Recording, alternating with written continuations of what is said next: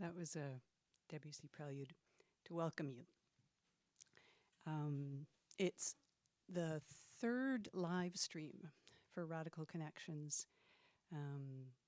Our business is bringing artists into healthcare spaces.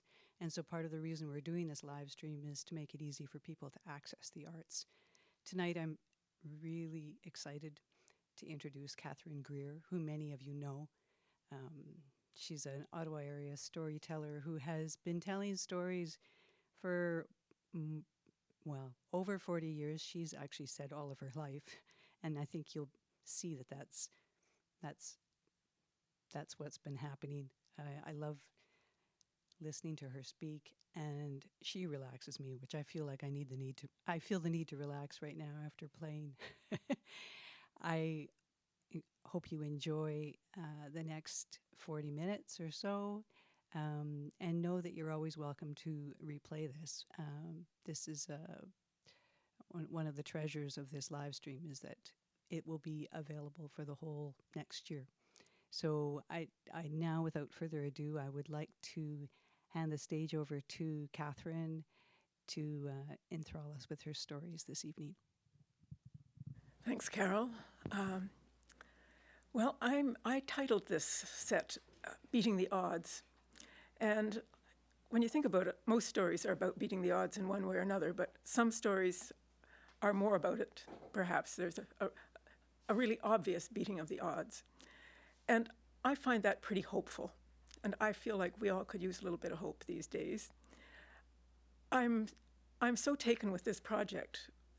And in a way, it's beating the odds. So I thought I would start by telling a story that, you'll see why I think it has to do with radical connections and bringing healthcare and the arts, bringing arts into healthcare. I first encountered this story when I was a little kid, like really little, two maybe. I still have the little golden book that I first heard it from. It's from the Grimms, and you'll all know it, I suspect. But I'm going to tell it anyway. It goes like this.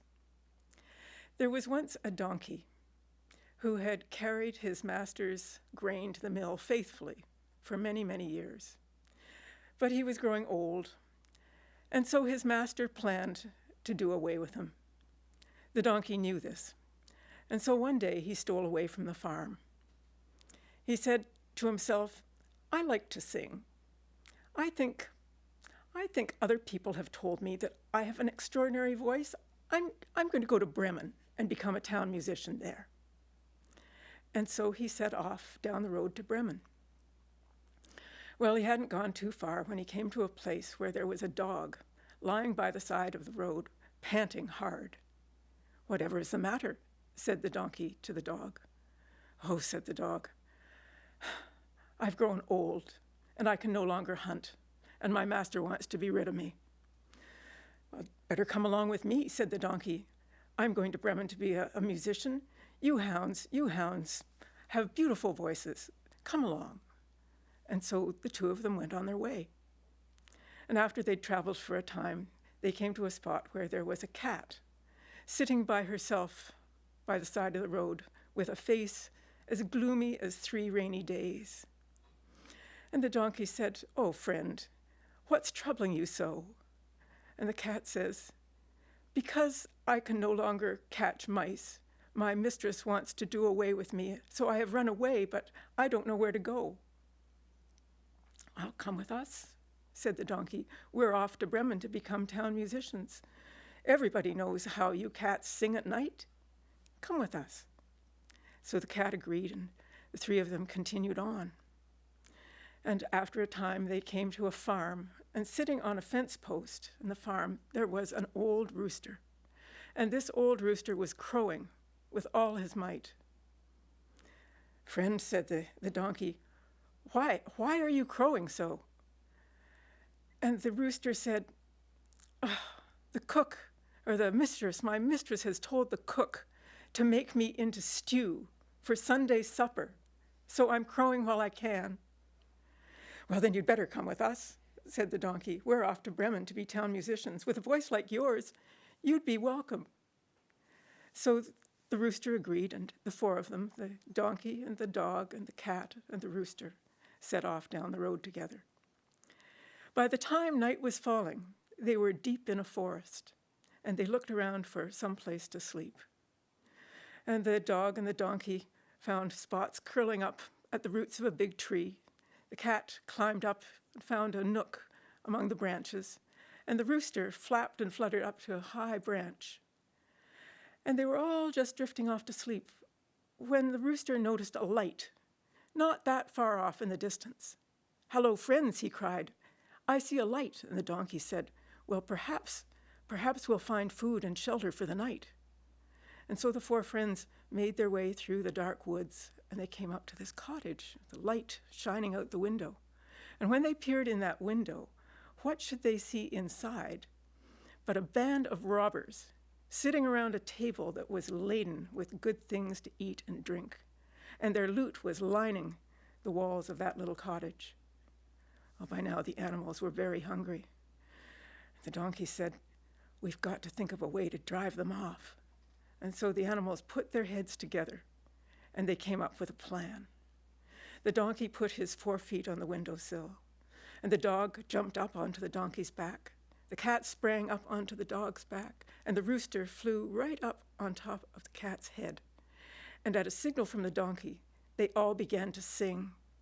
The donkey brayed, the dog barked, the cat yowled, and the rooster cried, "Cock-a-doodle-doo!"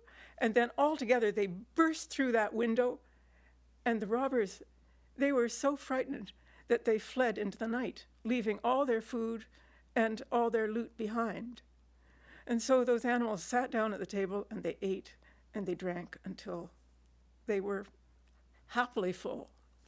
And then they put out the lights, and each one sought out a place that was perfect for them to sleep. The cat curled up on the warm hearth. The dog curled up behind the door. The donkey found a patch of straw out in the yard, and the rooster fluttered up to the top of the roof, the pole, the roof pole. And they all went to sleep. But out in the woods, those robbers began to think that they'd let themselves be driven away a little too easily. And so after midnight, when it was all dark and had been quiet for a time, they sent the boldest one of the lot back to see just what had happened. He crept through the night with a dagger in his teeth, crept in through the door, crept over to the hearth, and he was about to try to light his candle from an ember in the fire. But what he thought was an ember they were the eyes of the cat. And the cat sprang up and leapt at him, scratching and hissing and spitting. And he struggled to the door, but on the way to the door, he tripped over the dog, and the dog leapt up and bit him in the leg. Out he went into the yard, and there the donkey fetched him a good kick with his hind legs and sent him flying off, running down the path into the forest. And as he ran, the rooster, who'd been woken up by all this commotion, cried out, "Cock-a-doodle-doo! Cock-a-doodle-doo!"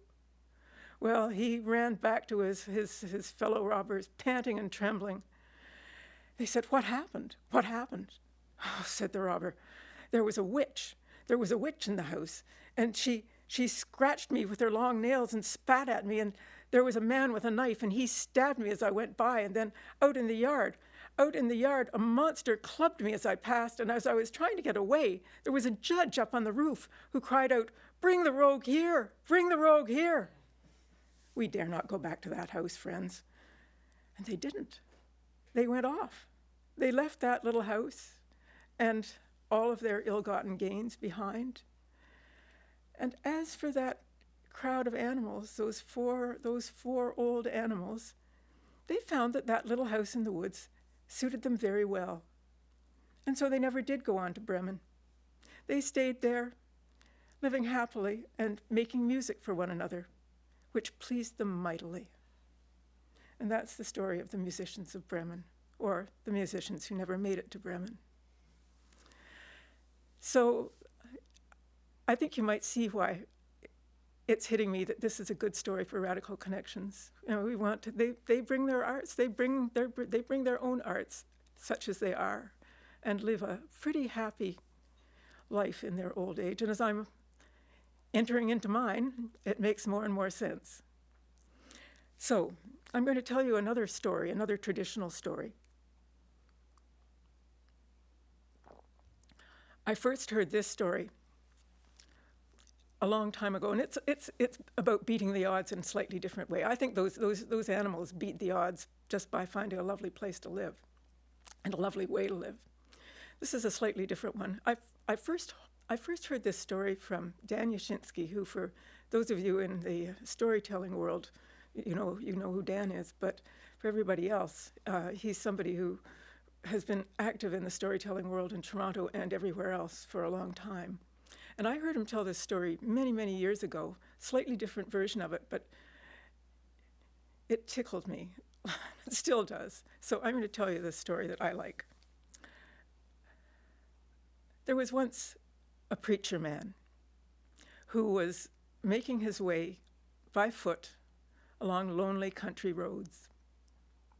It was getting dark, and there was a storm brewing, and he was beginning to think he'd better find a place to spend the night.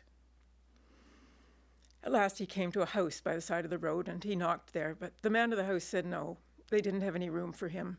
But there was another house, an old house, back there up on the hill. Nobody was living there anymore, and people said it was haunted, but if he didn't mind haunts, then it'd be a passable place to spend the night. There was plenty of dry wood for a fire. Well, the preacher man said he didn't much worry about haunts, and he'd just be glad to have a place to spend the night. So up the hill he went. And as he climbed the hill, the night was getting darker and the storm was getting closer and the wind was picking up. He passed an old pine tree that had whipped by the wind for years and was all twisted and craggy. He got up to the house and it looked just as craggy and twisted as the pine tree. Looked like nobody had cared about it in a long time. That'll do me fine, he said to himself. So he started up the steps, and they creaked with every step he took, let himself in the door. That house was pretty well empty, but there was a fireplace and there was dry wood. So he got himself a good fire going, and he started to feel much more cheerful. Then he looked around for something to sit on, and he found a beat-up old chair. It was pretty rickety, but he thought that if he was careful, it'd hold. Brought it over to the fire, and he sat down on it gingerly, and it did hold. So he took up his bag, and he brought out his Bible and a bit of bread and cheese, and he was just starting to relax when a small black cat came winding around his feet. "Oh," he said, "I'll have some company for the night after all," he said to himself. Well, that cat was black as night, and it walked right over to the fire, and it stuck one paw into the ashes and pulled the ashes out, and then reached up and it dusted its cheek with the ashes. Then it marched right into the fire, turned around, and looked back out at the preacher man. Well, he forgot all about his bread and cheese, and he started in saying his prayers. He'd hardly begun those when he felt something else coming up and around him. And here was a second cat. And this was no ordinary cat. The first one had been a small house cat size. This one was the size of a hunting dog. And it was black as night, as black as the other one. And this cat, it went over to the fire, and it reached in with its paw, and it picked up a glowing ember, and it dusted its cheeks and powdered its nose with it. And then it stepped into the fire and turned to the little cat and said, "Is it time?" And the little cat said, "Nah, better wait till Emmett comes." Well, the preacher man had been sitting still, but he just had to shift in a seat. And as he shifted, the straw of the seat gave way, and he went plummeting down so that he was stuck in the chair. But something told him, he knew somehow that he shouldn't move. And so he sat there saying his prayers faster than ever.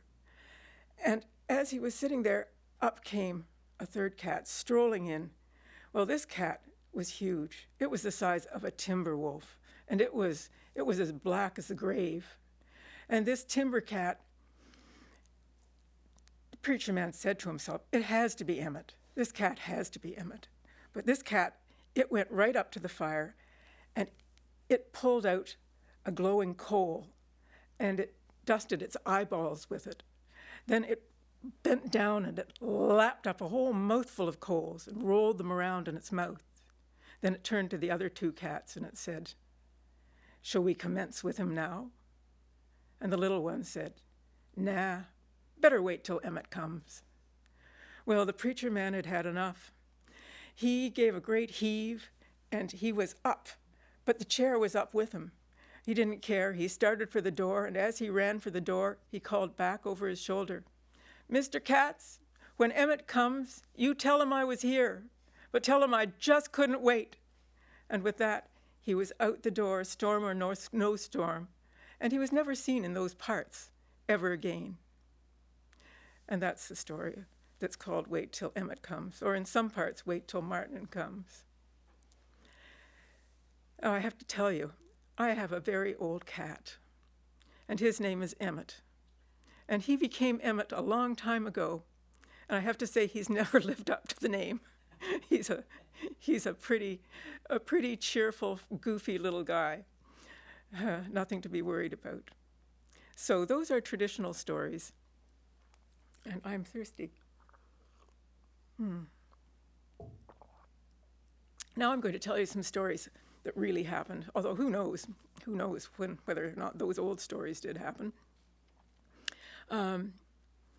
This first story is about my great-grandfather, Jimmy Young. Jimmy was known in his day as a really good riverman. He could swim. He was a strong swimmer. He could burl, dance on the logs and make them spin under his feet right out on the river. He could burl as well as any log driver. And he could row a boat so that it seemed to fly through the air. He also seemed to have been quite a character, a sharp dresser by some accounts, and somebody who liked to know what was going on in the world. He always had a book or a newspaper about him. And he became the proprietor, the respected proprietor, of a big hotel that had a notorious bar room. Well, I first heard about Jimmy from my dad, who was Jimmy's grandson. I heard a bit about him. But in the early 90s, I encountered an old man by the name of Andy Ballantyne, who remembered Jimmy from his own boyhood in the early 1900s. And from him, I learned a bit more. Jimmy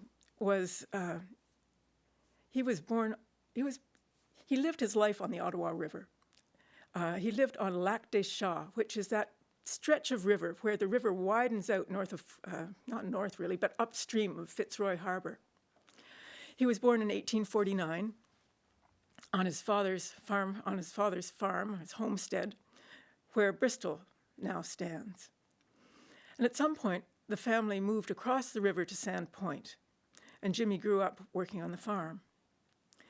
Now, he had a great uncle who was a big man in the lumber trade. And this great uncle, and Jimmy's father built a hotel at Sand Point, the hotel. If you went to Sand Point now, you'd never know it, but Sand Point then was a really bustling place. Rail had arrived in 1864. So that made Sand Point, for many years, the end of the line, the end of steel. And that meant that it was the distribution center for the Upper Ottawa and the logging woods. And that meant, in turn, that there was very good business for Young's Hotel. The train would bring men and supplies up, bound for their winter in the logging woods, and they would stay. They would stay at Young's Hotel, waiting for the boat going upriver. And in the springtime, when they were finished the season, they would come back downriver, and they'd have pockets full of their winter's pay, and they would stay at Young's Hotel, waiting for the train to come and take them home. Jimmy married, and he and his wife Kate raised a big family in the hotel. My grandma Lila used to tell us how she'd hurry home at lunchtime, at midday, to help serve dinner, as they called it. It was 5 cents for a full meal, and by the end of luncheon, her apron pockets would be full of nickels. Andy Ballantyne, that old man that I met in the 1990s, early 90s, he told me that his own father had kept bar for Jimmy in the early days. And when he couldn't break up a fight on his own, he'd call Jimmy in. He said with those men coming down from the lumber woods, there were many fights. There'd be an argument. The argument would turn into a fist fight. The fist fight would turn into an all-out brawl. You could see the marks left from those brawls on the walls of this bar room. Said that men would come and pick a fight on purpose just to hear what Jimmy would say when he tossed them out the door. He said that the fights in the American Mild West had nothing on the fights in the bar room at the Young's Hotel. He said the only saving grace was they had no guns. Now, as Jimmy grew older, people called him Old Jimmy, said Andy, and apparently they meant no disrespect by it. He would sit out after supper on the veranda of the hotel. The veranda, it was a big hotel. I don't think I told you that. It was a really big building. It was a 3-story building, red brick, with a huge veranda looking out across the river. And Jimmy would sit out on that veranda of an evening, waiting for the evening train to come in. And the local kids would gather there too. They would sit on the veranda with their legs dangling over the edge, and Jimmy would tell them tales of living on the river. And they would ask him things like, Mr. Young, have you ever swum across the river? And he'd say, oh, yes, I have. I've swum over to Norway Bay. But don't you try it. The current's strong out there past the point. And they'd say, well, have you swum any further? And he'd say, well, yes, one time I swam down to Ottawa. It took quite a while, but I think I could have made it down to Montreal if I'd wanted. And one time he even claimed that he'd swum down to Long Island. There was one time, though, when Jimmy was in his early 60s, still a powerful man, but no longer young, when he decided that he would row across, well, they called it the lake, Lac des Chats, right? That he would row across the lake to Norway Bay to visit some friends. And everybody I've met who knew Jimmy told this story quite independently of one another, really stuck in their minds. So on this one particular day, it was a beautiful day, the sun was shining, calm, no wind. He rowed across the lake, 3 miles. He didn't think anything of it. Passed the day, and then later in the afternoon, he started back. But Lac des Chats is called Lac des Chats for a reason. Storms blow up there, and they blow up out of nothing.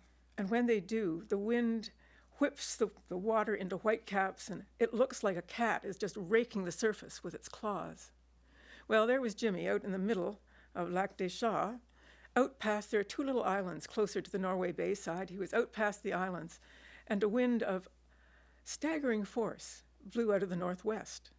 So there was no way that old Jimmy could turn back. He had to keep going, and the wind was now, it was blowing the white caps in sheets down the lake. All he could do was angle across the waves and row with all his might for the Sand Point shore. And in Sand Point, they saw him out there. And they lined the veranda of the hotel, and they came down onto the point watching as old Jimmy struggled against this storm. And he was rowing with all his might, but they could all see that even though he was no ordinary riverman, he was not going to be able to outrow this storm. And then a great dark cloud rolled over the lake from Norway Bay. And when it passed over those islands, the rain that fell from it was so heavy that the islands just disappeared. And when it passed over Jimmy, he disappeared too. And soon the people on the shore were running for shelter. The storm didn't last long. And the sun was soon out, and everybody hurried outside, and they were scanning the water looking for Jimmy or his boat, some sign of it. But they couldn't see anything. All the men agreed that there was no way anybody could have survived that. And so a few of them started off down the railroad track, which ran along the shore, thinking that they would find his body washed ashore, or maybe bits of his boat.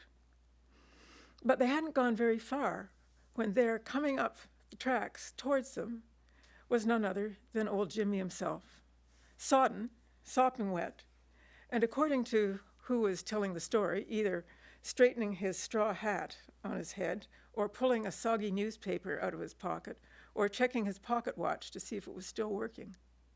Well, they crowded round him and they brought him back. And when people saw him coming, there was a moment of just silent disbelief.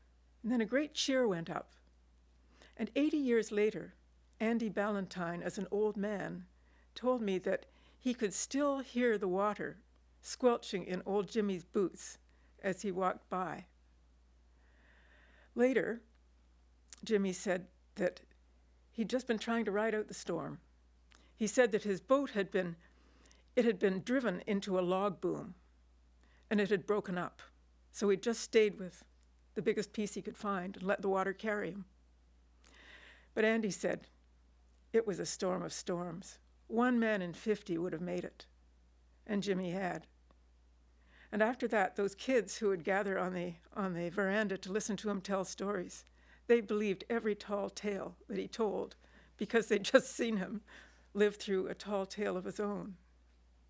And that's one of the stories I've heard about my great-grandfather, Jimmy Young. So, beating the odds.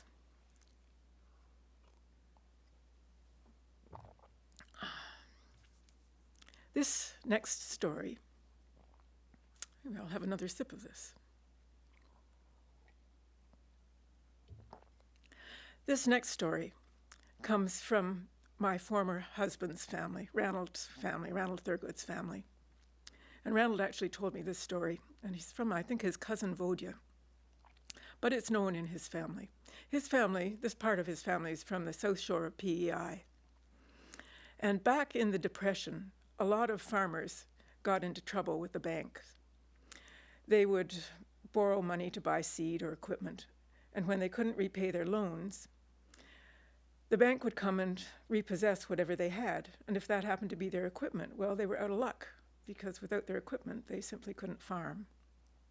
Well, this happened to neighbors, people on the neighboring farm.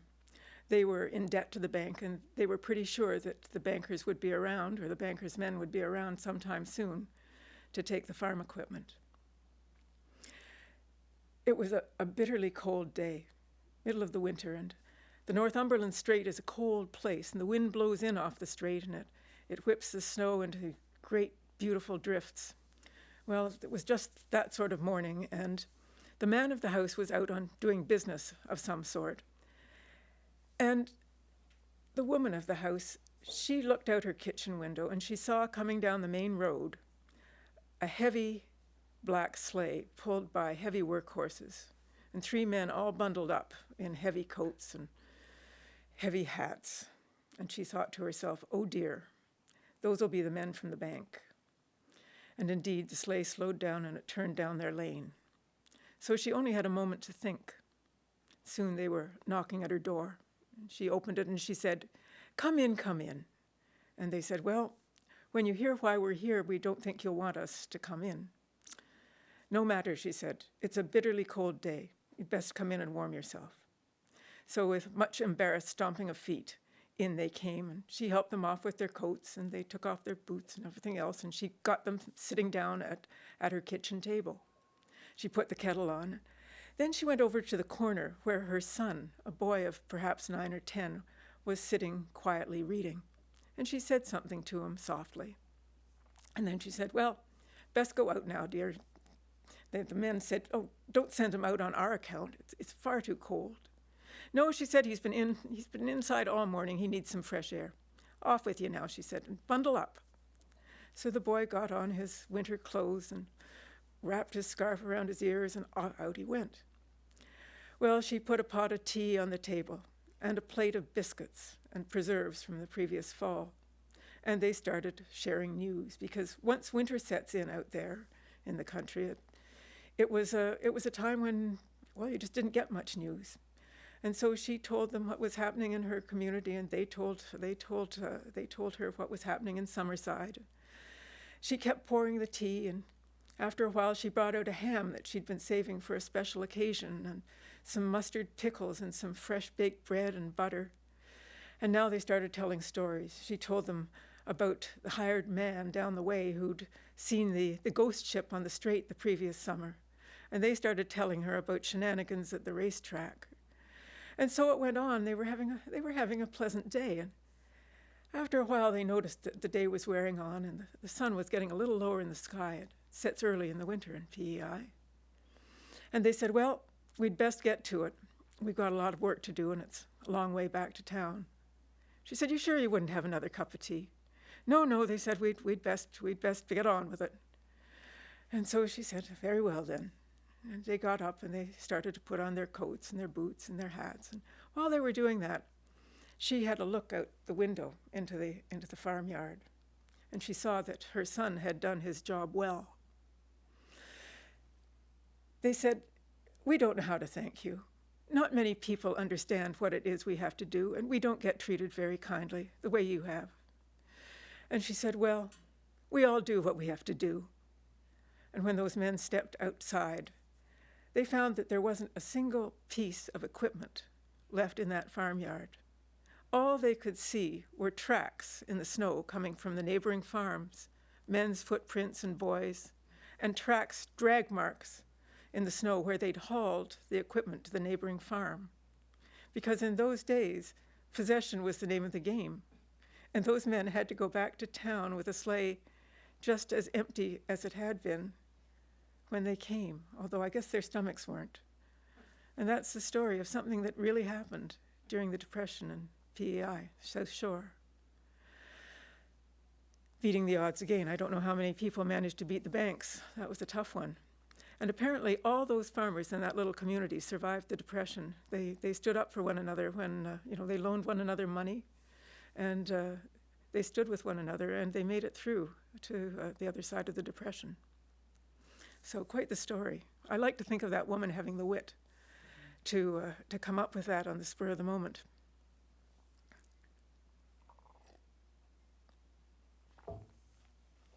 And this is the last story I'll tell you.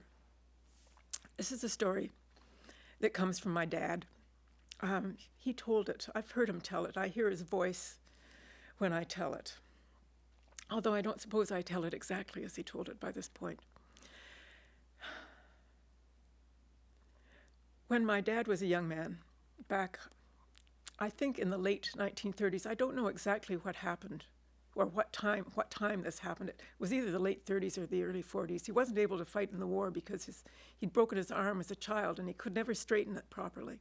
So he was refused when he tried to sign up. He tried to sign up repeatedly, and he kept being rejected, which I think was a source of, regret for him for the rest of his days. At any rate, whether it was the war had started or not, it was about that time period. There was a time when he was heartily sick of the work that he was doing. So this was in Toronto, he went down to the government agency and he said to the fellow behind the counter, "I'm in a bind. I need to go somewhere where I can work with my hands and think for a while." And the man there said, "Well, I think I have just the thing for you. How'd you like to go up and work in the bush at a lumber camp for the winter?" And Dad said, that'd do me just fine. The man behind the counter said, "You go down to Nelson Street, to the livery stable down there, and you tell them that you want to go up to J.J. McFadden Company's camp." So Dad said he'd do that.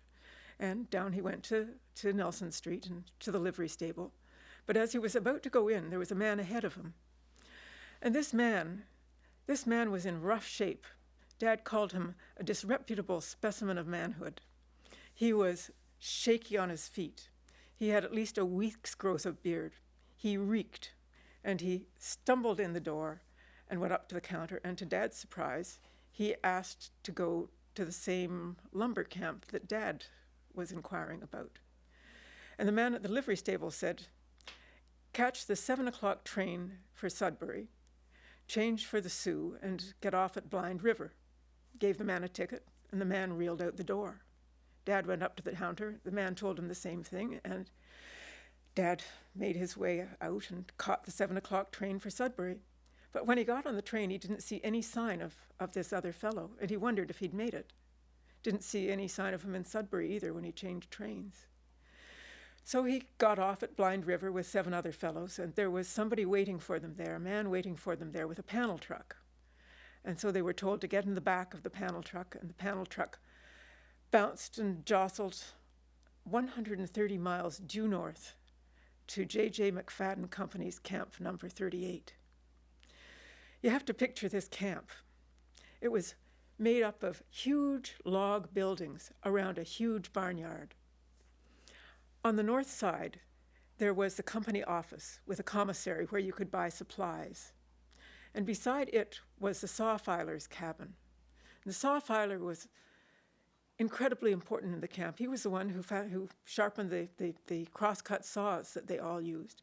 And his cabin had been built specially with a roof set, or with a window set in the roof, so that there would be no shadows while he worked. And beside the saw filer's cabin, there was a huge barn for the horses that pulled the teams, that pulled the logging sleighs down from the woods onto the river ice.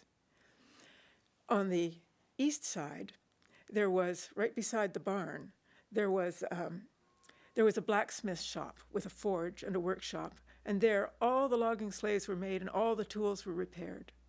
Beside that, there was what was indelicately called the shit house, a many-holer with the seats set on an angle so you couldn't stand on the seats, and scrawled on the wall across from it a little rhyme that went, "You can't fool us by standing on the seats. We've got crabs that jump 10 feet. Terribly encouraging.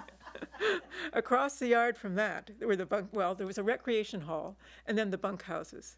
The one for the teamsters and truckers, who were the aristocracy of the camp, gave them a bit of privacy. They each had a private bunk. And then there was the bunkhouse for everybody else. A lot of men in a not terrible, well, it was a huge bunkhouse, but they were stacked. Dad said 2 to 3 feet between the bunks. No privacy whatsoever, and a very strict curfew that he chafed against, liking to read. On the south end, there was the cookhouse and a dining hall that was big enough to seat the 200 men that were working in the camp. And all of these log buildings were heated with stoves that had been made out of oil drums that had been set on their sides, a stovepipe coming out of one end and a door fastened in the other, and they would take 4-foot lengths of birch. And when those got going, they would glow cherry red, and they would heat these huge buildings. And one would worry about them catching fire, but I didn't hear any stories about fires. At any rate, that was the camp. Well, the fellow that Dad had encountered down on Nelson Street, he did make it up to the camp after all, just delayed a little bit in Sudbury. When Dad first saw him at the camp, he was driving the wood hauler's sleigh, bringing firewood across the frozen lake for the fire tenders in the camp. Apparently, he'd arrived just as Dad had last seen him and told them that he was a horseman, and unbelievably, they'd given him the wood hauler's team to drive. It was a pair of docile old horses who were no longer strong enough for the sleigh haul, pulling the heavy loads of logs down to the river ice, but strong enough still to pull a load of firewood. So that's what he was doing. And his name, he said, was Noble Thornhill.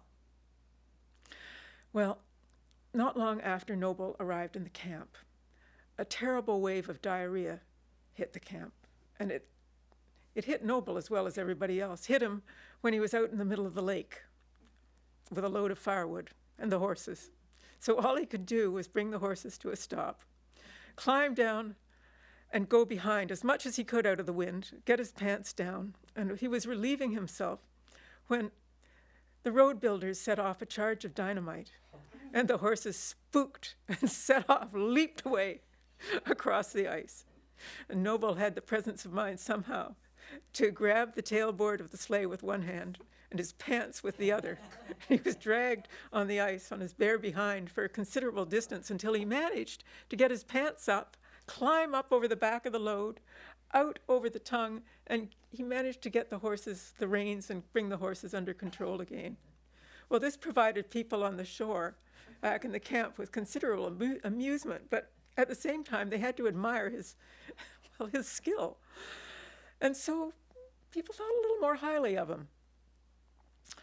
Somebody had loaned him a hat and some gloves to tide him through, and so he managed on the wood hauler's sleigh for a time. But after a while, they decided that the powers that be in the camp decided that they'd have a little fun with him. So they called him in to the office and they said, "How'd you like to go on the sleigh haul, Noble?" Well, that's what every horseman wanted to do, go on the sleigh haul, driving a team, pulling those big sleighs with the loads from the high woods down through the woods and down onto the river ice where the loads where they'd be stacked and wait for breakup in the spring.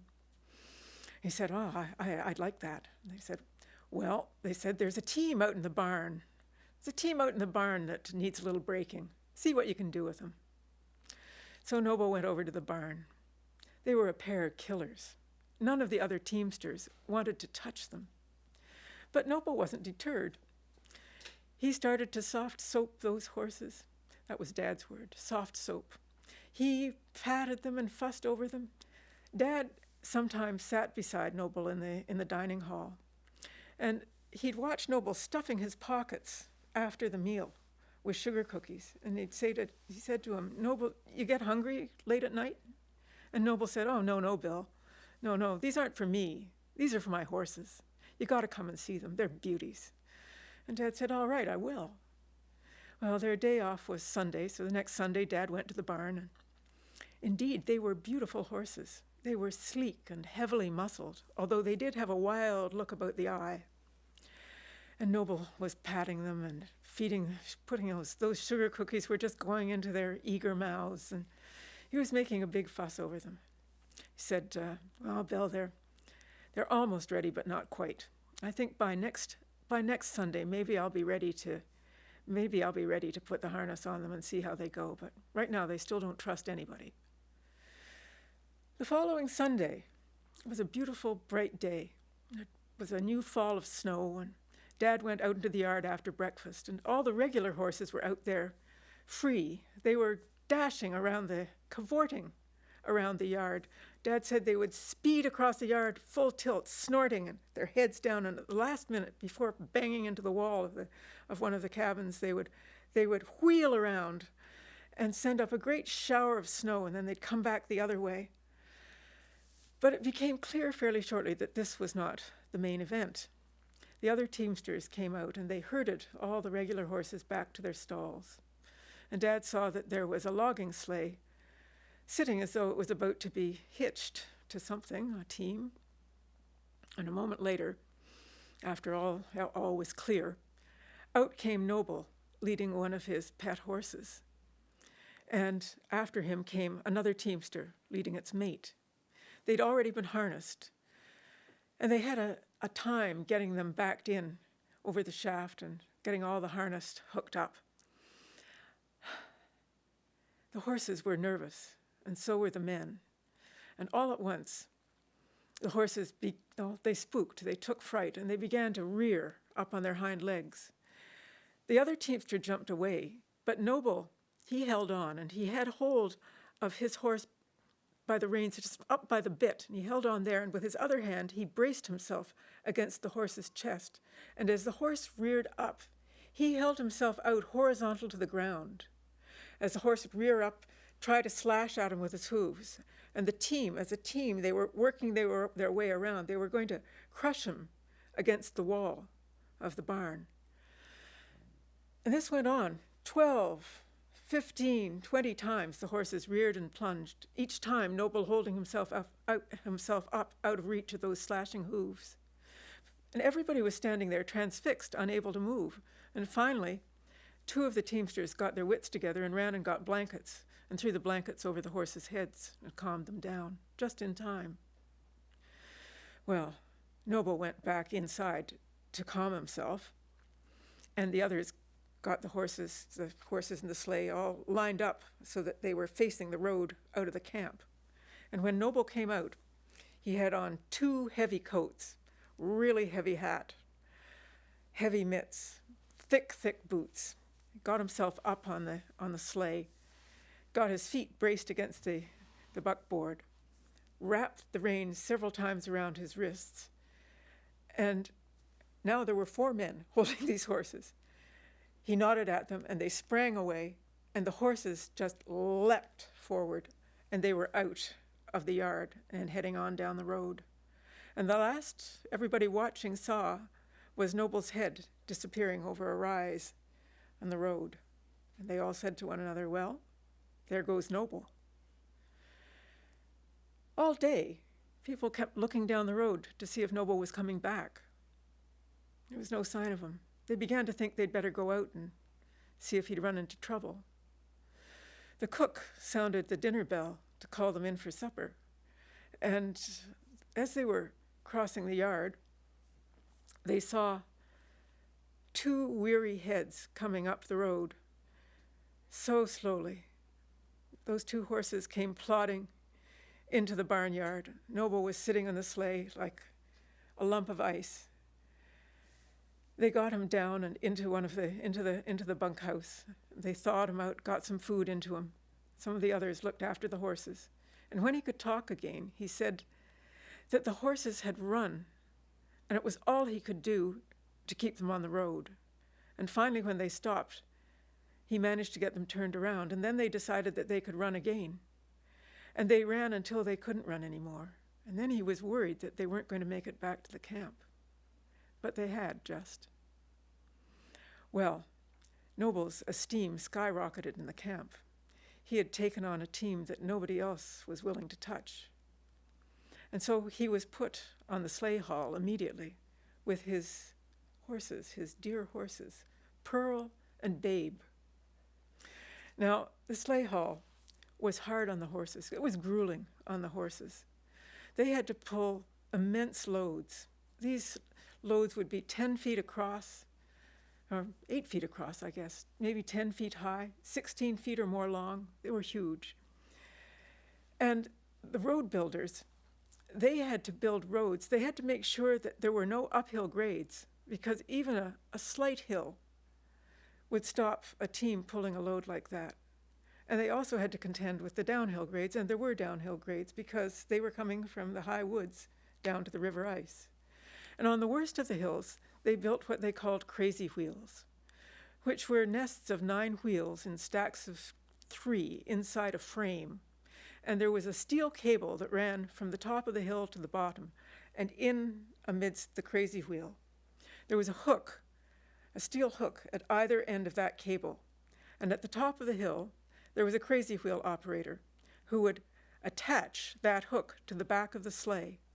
And by pulling a lever, he was able to pull those wheels apart. And by pulling the wheels apart, he'd pull on the cable so he could control how fast the sleigh would go down the hill, if that makes sense.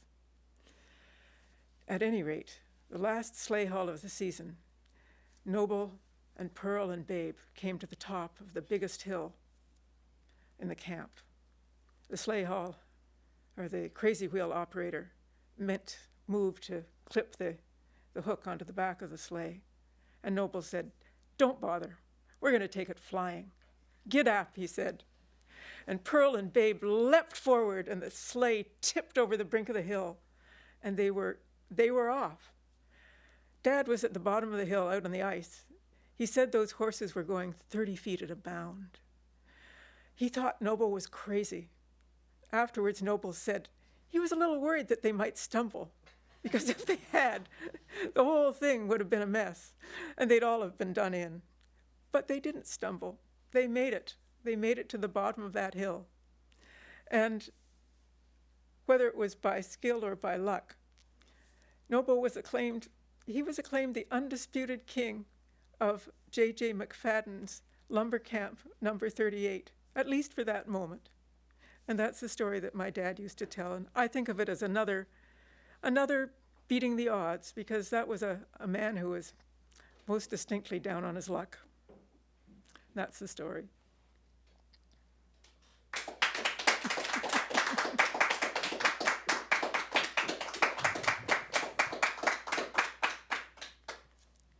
Thank you so much, Catherine. I don't know when I've grinned so much, and hearing stories about beating the odds was perfect right now.